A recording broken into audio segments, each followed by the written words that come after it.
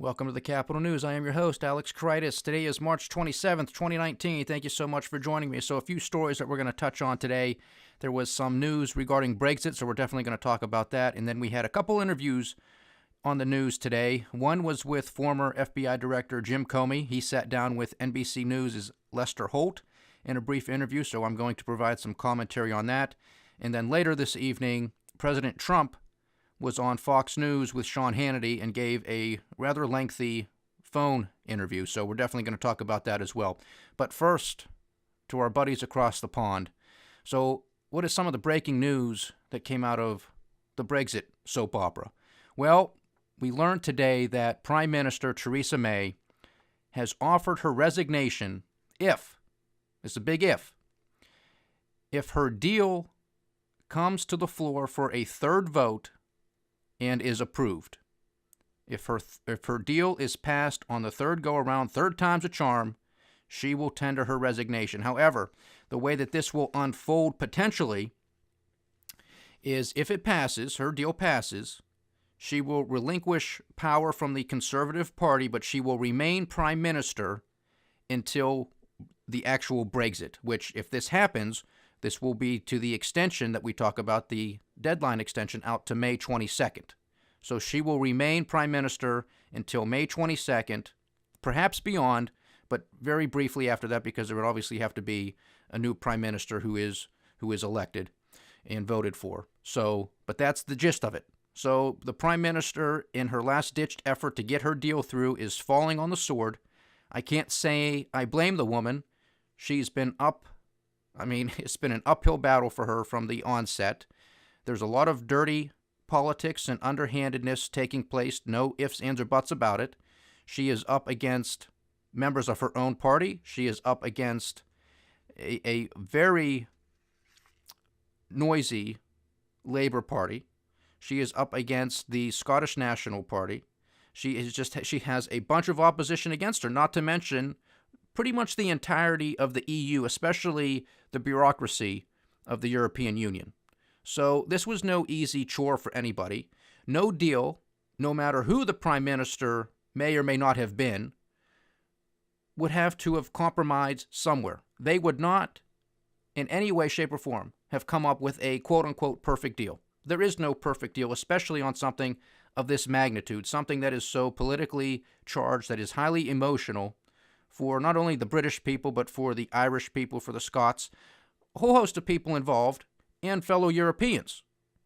So Theresa May did what she could do, and again, I give her credit from the standpoint that she at least recognized the vote and the voice of the people on the referendum back already, again, 2016, going on 3 years. She at least defended the foundation of democracy. And that's what I want to touch on a little bit further as to why I am always talking about Brexit. This isn't just a news story, in my opinion. This isn't just something in the geopolitical sphere of things. And obviously this podcast talks about political and geopolitical issues. But it's beyond that. And it's beyond the economic interconnectedness of everything that is transpiring and taking place around Brexit. This has to go with the underlying institutions of democracy. If by some chance this thing ends up back in a second referendum, it will be a huge disgrace. It will be a major blow to the institution of democracy. They voted. I understand people in the Labour Party, people within the Scottish National Party, people that are supporting Ireland and representing Ireland. They may not like this. They may not want it. But guess what? This is what the people voted for. Parliament knew what they were getting into when they said we are going to put this to a referendum a few years ago. This was a possible outcome. Now, most people weren't expecting the British people to vote in the majority to leave, but they did. They did, and now you have to deal with it. So just like we have here in the United States, a Democratic Party who wants to continuously throw one hissy fit after the next for what's been going on 3 years now, it seems that that is the same way with the losing side of the argument in regards to Brexit, those who wanted to remain. They lost. They don't like it. They don't want to compromise. And they're just doing as much as they can to delay the inevitable. And some of them most definitely want to have a second referendum. Some are calling for another general election, as if that's going to change anything. It isn't going to change anything. The people voted. You lost. Get over it. Now you have to make a deal. Now you have to actually leave. If by circumstance things do not work out well, I guess somewhere down the line, if you want to throw in another referendum, you do it. But the referendum was to leave. You haven't even left yet. So get out the door. See what happens on the other side. Again, a little perspective. They survived World War I. They survived World War II. They survived a host of domestic issues, economically and politically, over the years, as has every nation. They're still going. This will not be the end of the British people. Far from it. So there's definitely scare tactics. And then the other thing that we have to remind you of is the fact that the EU, the bureaucrats, do not want this to be smooth sailing. We already know that they are anticipating a no-deal Brexit. We'll see if Theresa May's last-ditch effort to fall on the sword and offer her resignation will get enough votes to pass this thing on the third round. But we don't know. The other thing that I want to mention today, and this goes obviously in continuation with our discussion here on Brexit, but if you recall from previous discussions, the British Parliament took over, at least procedurally speaking, what is going to be the next steps in regards to Brexit. And what we saw today were votes regarding that. So we had what was called indicative votes that took place today in the British Parliament. I believe there was 8 things that the members of Parliament voted for, or on, I should say. And these ranged from a second referendum, the Labour Party's deal, which was obviously a counter to what Theresa May was offering, a no-deal Brexit, once again, a customs union, a whole host of things. All 8 of them got shot down. Not one of them passed. Now, here's the interesting thing, which just continues with the soap opera saga. We were told that Theresa May could not put forth her deal once again. Why? Because it was the same deal, and we were not going to waste more time voting for something that had already been decided was a no vote. We're not doing it, unless something substantially changes. That's what we were told by the Speaker of the House, John Bercow, of the British Parliament. Okay, that threw a wrench into some of the things. Now, getting back to the indicative votes that all failed, not a one of them passed, supposedly, these issues may all be voted again next Monday. So there's a little bit of hypocrisy. So this is just some of the things that everybody is sort of just playing it by ear. What happens? Now, if Theresa May, her deal gets passed either tomorrow or Friday, then I don't think these indicative votes are going to make any difference. And I think that's the hope, obviously, of Theresa May and many others, just to get this thing done and over with. And you still have a lot of hard-line Brexiters who are like, okay, just no deal, it makes no difference. We're divorced, we want out, we shouldn't have to listen to the EU in these artificial deadlines. April 12th, May 22nd, it doesn't matter. We're done, we're out, we're leaving. That's what it might come to. It might come to. So we're going to have to stay tuned. We're going to have to see what goes on. The markets are moving up and down a little bit. I mean, especially what has been most volatile to all of this news has been the British pound. And obviously the British pound has been, if there's better news, that there's a delay, that's not really better news, but at least in this world of financial odds that we live in, that's better news to the markets because it's not a hard Brexit, it's not a crashing out. So you typically see the British pound appreciate when that happens. And if there's more talk or discussion of a hard Brexit, then conversely, the British pound declines. So that's typically what we see, at least in the markets. So it's interesting. Again, I'm not claiming that this is the best deal ever that Theresa May has put through, but at least she is respecting the voice of the British people, and she tried. She tried. Nobody was going to have a perfect deal. If you don't want it, don't vote for it, but then just leave. Just leave. Because you can't go to a second referendum because the institution of democracy is too important. And that's what I try to drill into everybody's heads, because if a Western country, such as the UK, should, and this would be a failure in my opinion, should fail on the grand stage, and this Brexit doesn't go through, it's a travesty. There's not going to be that many democracies standing. There's really just the United States left, the constitutional republic. And if we should go down by electing some lunatic to the presidency, well, I mean, bury the hatch, that's pretty much it. So this is important. I know we don't get much coverage on it in the mainstream media here, but that's probably why, because they probably don't want that to go well either. They want them to stay in the EU and be under the thumb of EU bureaucrats who are unaccountable. That's not how it works. That's why the British people want it out. So we have some other stories to get to. I'm definitely going to stay up on top of this because it's important. This is historic. I'm telling you it is. So getting to former FBI Director James Comey in his interview this evening on NBC with Lester Holt. It was a brief interview, but some of the things that sort of caught my attention was that Jim Comey was questioning why Attorney General Bill Barr made the decision regarding no obstruction of justice, not Special Prosecutor Bob Mueller. So he asks that question. My question is, did Jim Comey ask that question of then Attorney General Loretta Lynch when she half recused herself and said, I am just going to defer the decision to the DOJ, the career prosecutors, to make that the decision? And then it was Jim Comey on July 5th who came out and threw the book at Hillary Clinton and said, oh, but last sentence, we're not going to prosecute because, we're just not going to. I mean, did he ask Attorney General Loretta Lynch that question? I mean, to be fair to Jim Comey, it's a very fair question. We just spent tens of millions of dollars over 2 years that turned out to be a witch hunt. And the man that we tasked and charged with this, Bob Mueller, passes the buck? That's a legitimate question. What was he doing? Why couldn't he make this decision? Why did he give it? Why did he punt it? Why did he give this decision to a political appointee? All this does, again, is makes it political now. Give them an inch, they take a mile. Because the Democrats are going to look at this as red meat.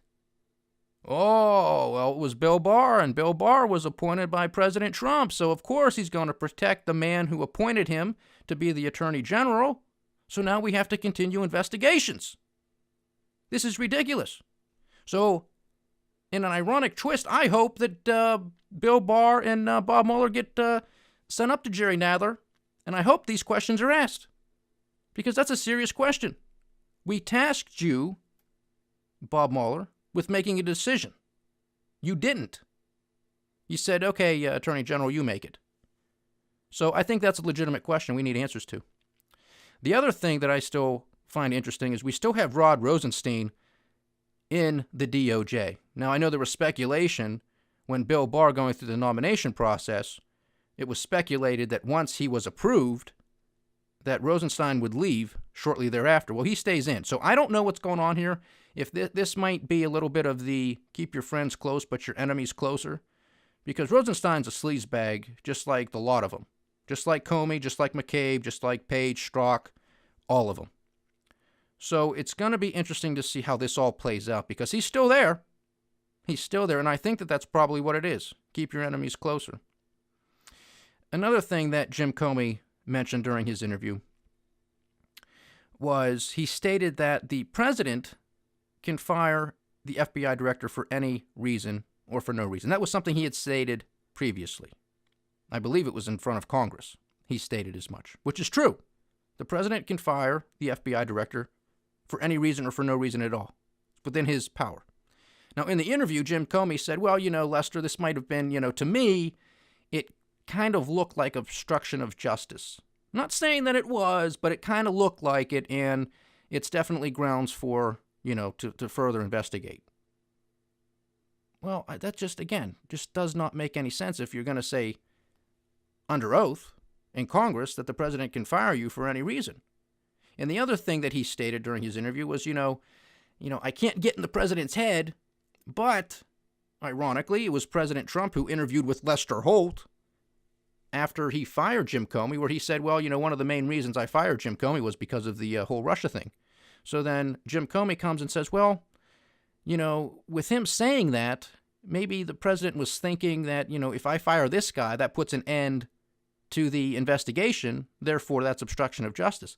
Well, that might have been an argument had the investigation stopped, but it didn't.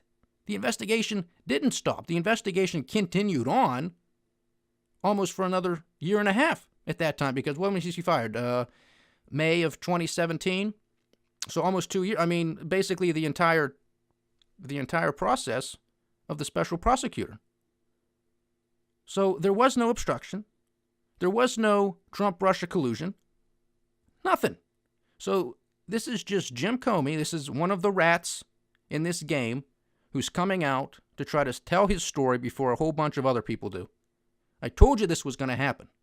This is what they're trying to do. They're trying to save their rear ends. They're trying to get their side of the story out in the public because they know they're going down, which is a good segue into President Trump's interview with Sean Hannity tonight.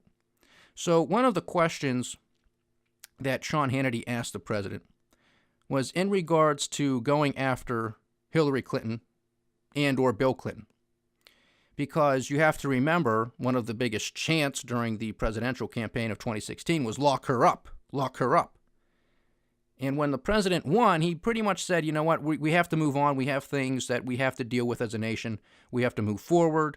Big problems ahead. We got to solve it. I don't want to hurt the Clintons. They lost. It's a big defeat. We have to continue on. Well, when he was asked tonight, will you go after the Clintons? He said, I think so. I'm thinking about it. I changed my mind. I'm thinking that I'm going to go after them. I'm paraphrasing, but that's the gist of it. Thank God. Thank God. Let's hope that is true. Let's hope that's true. I don't want hope to be a strategy, but that's all we can say right now. Let there be justice. You're going to go after this president, his administration, his campaign, his family, and anybody who shook his hand over the last 50 years. You better go after the Clintons. And you better go after the investigators of this investigation. You better go after Jim Comey. Again, he was out there today trying to get ahead of all of this, or at least do his best, get his side of the story out there a little bit more. Make him look like a nice guy. He isn't a nice guy. He isn't. He's a sleaze. He's a bad cop. He's a crooked cop. Peter Strzok, Lisa Page, Andy McCabe, Rod Rosenstein, all these people better get ready. What about the release of classified documents? This was another question that Sean Hannity posed to the president. In regards to FISA, FBI's 302s, which are summaries of interviews, the president says yes. He is going to release these documents. It's about time. I hope, again, that he does. I hope this isn't just rhetoric. I hope this isn't just red meat to his base. He better do it. Now, I think when is really becoming the bigger question. When is he going to do it? Remember, we still are waiting for the inspectors general reports to come out from the DOJ and from the intelligence community. I think there's going to be a lot of big bombshells in there. I think there's going to be a lot of names that get dropped. We know a lot of the names, but I'm sure there will be others. I'm sure there will be some mentions of maybe James Clapper and John Brennan in there as well, and rightly so. I hope there are other members of the the Obama administration, if not the president himself, President Obama himself, because he wanted to know everything that was taking place with the Trump-Russian collusion story. Remember this. This is from the Lisa Page testimony. We know that this was the case, that President Obama wanted to be kept in the loop. Of course, the man didn't do much of anything to retaliate against Russia because we at least knew that Russia was interfering in the election. This should come as no surprise. If 2016 was the first time that Russia meddled in our elections, if you believe that, stick around. I want to sell you a bridge, maybe two. This happens every single day. This happens every single election cycle. And it isn't just the Russians. The Chinese were most definitely meddling. I'm sure the North Koreans and the Iranians and the anybody in South America, Saudi Arabians, everybody under the sun. I'm sure our allies were meddling in some form or another. It's just how it is. We meddle in everybody's elections, yet it's not a problem when we do it. I mean, again, Can we just be honest adults about this? This is the world we live in. These are the stupid, childish games that we play.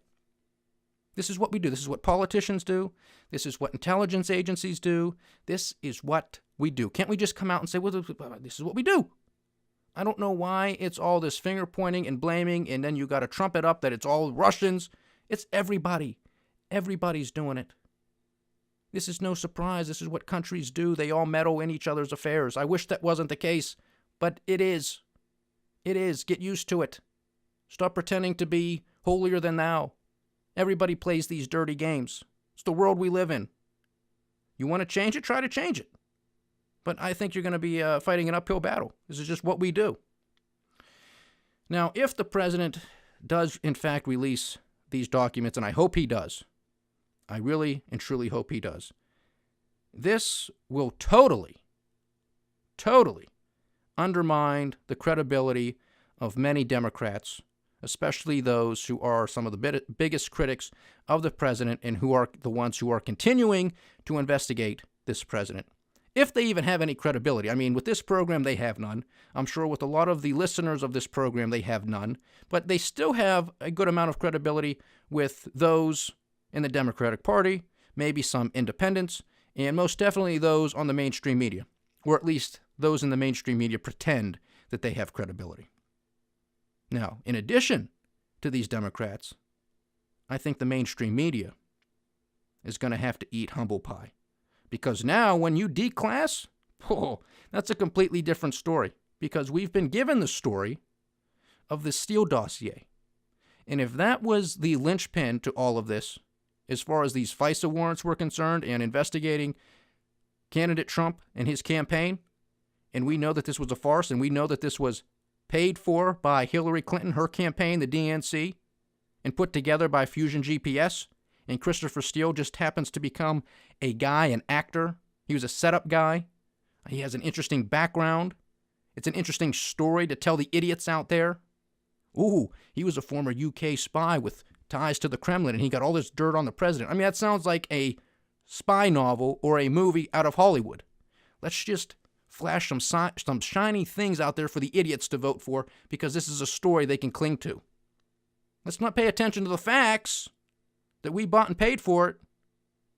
Let's just say that it came from this former British spy with ties to the Kremlin to get dirt on candidate Trump so we can finally put the final nail in the coffin. Well, it backfired, and they continued to investigate Trump and found nothing. Spent tens of millions of dollars, destroyed people's lives. Again, nobody's above the law if somebody happened to be guilty of a crime, but definitely destroyed some people's lives who had nothing to do with anything, ruined their reputations, threw them in jail for a little bit of time, bankrupted some of them. I mean, you can't make this stuff up. And in the meantime, you spread lies and propaganda that President Trump and members of his campaign and or administration are puppets for the Kremlin, and you divide the country. No good at all came out of this. In the meantime, a whole host of things that this country has to deal with are put to the sidelines. Nobody's talking about the serious issues. Everything's politicized because Trump might be playing for Vladimir Putin. So we can't trust him until we know what's going on. And we're going to continue to have this debate until this report is released. Not necessarily in its entirety. Again, I don't expect this thing to be released in its entirety, but I do imagine we'll get the bulk of it. So this is going to continue. We know this. Be prepared. But once, and I pray that this does happen, that these documents are truly declassified, and it is understood that the FISA court was basically hoodwinked because the upper brass within the DOJ and or FBI knew perfectly well that this quote-unquote Steele dossier was a piece of garbage. They knew it was politically motivated, yet they used it as the foundation to file search warrants against President Trump, his campaign, or I should say spy warrants, however you want to put it, to listen in on what was going on in his campaign.